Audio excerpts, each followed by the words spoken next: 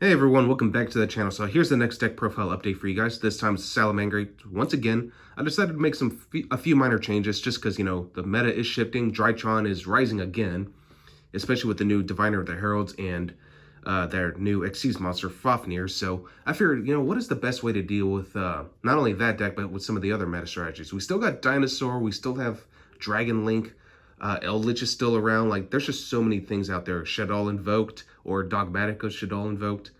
But yeah, like there's just so many decks out there, and I wanted to like make my deck as flexible as possible so I can be ready for any matchup. Not to mention we still got some rogue competitors for like Virtual World. Virtual World is still crazy if you can believe it, but yeah. Anyway, I figured I'd just show you guys what I got this time around, and yeah, let's just kind of go from there. Alright, so their main deck, still 40 cards as per usual.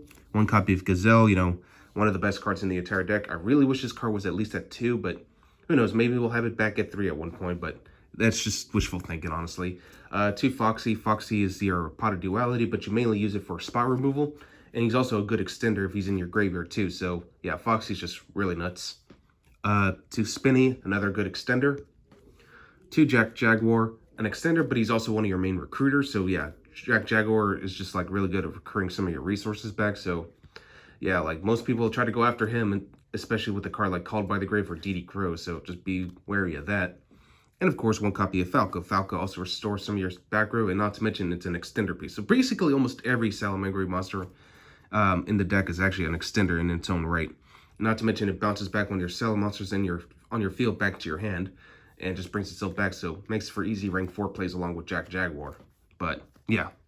Anyway, moving on to the other starters. Your main normal summon is going to be Flame Buffalo. Once the card leaves the field, you can discard a Cyrus monster and draw 2 cards. So really good just to fix up your hand, and not to mention it's a Cyrus monster, so free Balinks right there. 3 Parallel Exceed, one of my favorite cards in this deck. It's, once again, another extender. It also turns itself into a level 4 monster once it's summoned out by its own effect. So yeah, more rank 4 plays, and also you can also go into your Axis Code Talker a lot faster with this card if you want to go that route. But yeah, that's pretty much it for the Cyrus monsters and the salads. Alright, moving on to hand traps. My hand trap count boosted up a little bit, so I'm running now 8 hand traps, starting off with the most obvious one, 3 copies of Ash Blossom. 3 Phantasme. Phantasme is surprisingly good this format because, again, Dragon Link. We also have Tri-Brigade Zoo, and Tri-Brigades do use the Simorg, so yeah, Phantasme is just a good way to, dig through your hand traps, or dig through your deck to see you can draw more of your hand traps, and you can also essentially fix any dead cards that are in your hand, so just send them back to the deck. But overall, it's a 24k body.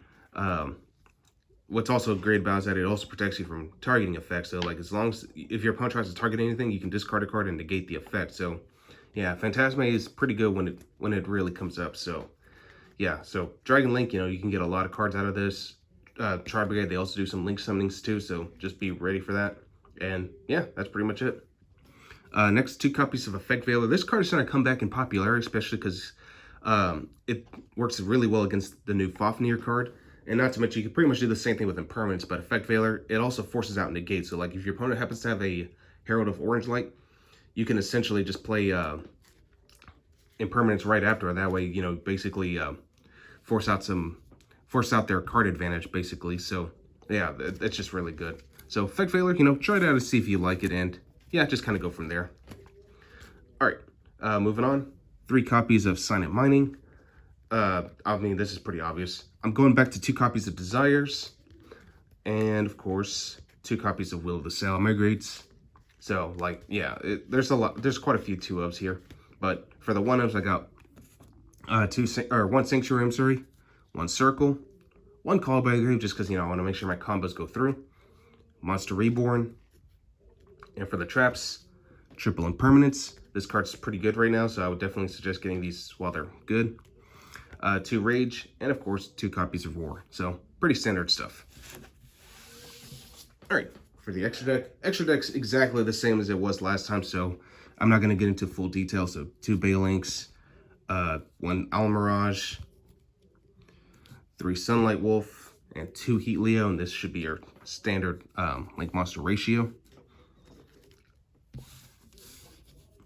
And for the other ones, you're going to play 1 copy of Splash Mage, 1 Update Jammer, 1 Transcode Talker, and of course 1 Axis Code Talker. And if you don't have access to this card, Zero Boris is still just as good in my opinion. So yeah, you could definitely go with that. Or you can try Avermax too. Avermax is not a bad option to consider, but you know, it's really up to you. And of course for the Xyz monsters, 1 Gossip Shadow. This just helps me out in Nibiru.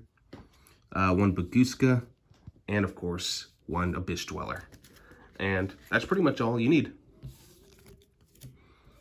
Alright, for the side deck, I'm playing 3 copies of Artifact Lancia. This is really good against the Tri-Brigade matchup because, you know, Tri-Brigades do some banishments. And also it's a good way to kind of defend yourself from their rank 4, or not their rank 4, their link 4. I believe his name's Shureg or something like that. So yeah, also good against dinosaurs, good against Eldritch. You know, it's just a really versatile card. 2 Nibiru, you know, just for combo heavy strategies. Let's see what else I got here. I got 3 copies of Forbidden Droplets, which honestly you could switch these out for Droll and Lockbird since again, Drytron. But Forbidden Droplets, I just like this card a little bit better because, you know, it negates pretty much everything so long as you discard the corresponding cards so that way your opponent doesn't respond to it. And not to mention it has their attack points, so really good overall. And not to mention, since your resources are so recurable anyway, that's why I prefer Forbidden Droplets right now.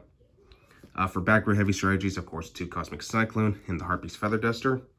I decided to bring this card back into the mix. 3 copies of Gozen Match, again, for mainly, this is primarily for specific matchups. Like Virtual World, it's a good rogue strategy, and this pretty much shuts down like half their deck. So Gozen Match is really good. This is also really good against the Altergeist matchup because Altergeist is still pretty good. So yeah, Gozen Match, you know, I underestimated this card, and now I realize, like, you know what, this card is actually pretty good. It's also good against Dinosaur too. So, you know, they summon their Oviraptor, you play this. They can't even make Tyranno because Tyranno's a light monster. So yeah, I was like, you know what, I should have brought this card back a long while back. And of course, I'm still playing the 1 copy of Imperial Order. Imperial Order is just too good to pass up, especially for any spell heavy strategies. So yeah, Imperial Order, definitely not a bad option. Well, that's all I got for you guys today. Hope you guys enjoyed this, and I'll see you guys again until the next test hand video. So see ya.